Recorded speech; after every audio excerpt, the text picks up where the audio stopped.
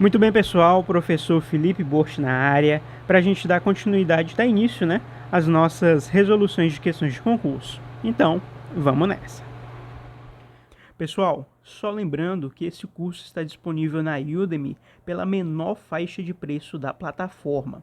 O curso é formado por teoria e exercícios, questões resolvidas, que a gente vai adicionar novas à medida em que formos produzindo, tá certo?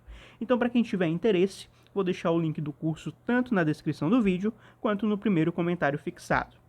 Vale lembrar também que ele está disponível para os membros do nosso canal no YouTube. Bom, então é isso. Bons estudos e boa sorte. Bom, então vejamos essa questão que diz o seguinte. Julgue o item referente à macroeconomia. Então o item diz o seguinte. No cálculo do Produto Interno Bruto, famoso PIB, deduzem os serviços e bens intermediários. Certo? Isso aqui também é importante.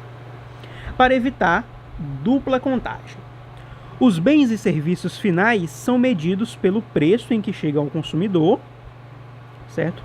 Bens e serviços finais são medidos pelo preço que chegam ao consumidor, incluídos os impostos sobre os produtos comercializados.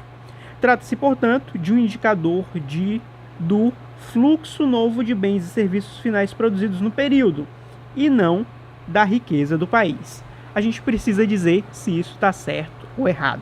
Pessoal, questão interessantíssima. Então, olha só, pessoal. O PIB, o Produto Interno Bruto, é basicamente uma medida de valor monetário total dos bens e serviços finais produzidos dentro de uma determinada economia durante determinado período, normalmente um ano, tá certo? E claro, a gente vê nas nossas aulas de contabilidade social que existe basicamente 3 óticas para a gente calcular aí o PIB, A ótica do produto, ou do valor adicionado, enfim, a ótica da despesa, a ótica da renda, A gente tratou essas questões teóricas nas nossas aulas de contabilidade social, tá tudo explicadinho lá, ok? Bom, e de fato, pessoal, do PIB, a gente deve excluir os bens e serviços intermediários, Os bens e serviços intermediários são aqueles que são utilizados para a produção de outros bens e serviços. Por exemplo, a gente usa o trigo para produzir o pão, Então, o trigo é um bem intermediário. Então, ao calcular o PIB, a gente vai considerar apenas o valor dos bens e serviços finais. Justamente porque se eu incluísse o trigo também, eu iria ter uma dupla contagem, Que é contar aí 2 vezes o trigo, porque o trigo, se você incluísse, o trigo iria entrar lá no cálculo e também iria entrar já dentro do pão, como componente do pão. Então, a gente teria aí essa situação de dupla contagem. Então, é por isso que a gente retira, exclui os bens e serviços intermediários, ok? Até aqui, tudo correto, ok? E aqui, a inclusão de impostos sobre o produto. Pessoal, o valor dos bens e serviços finais, ele é medido a preços de mercado, E isso inclui os impostos sobre os produtos, Como no caso do ICMS, enfim. Os impostos, eles são adicionados ao custo de produção para determinar o preço da venda final, pessoal. E isso significa que o PIB, ele reflete justamente o valor pago pelo consumidor, incluindo aí esses impostos, tá certo?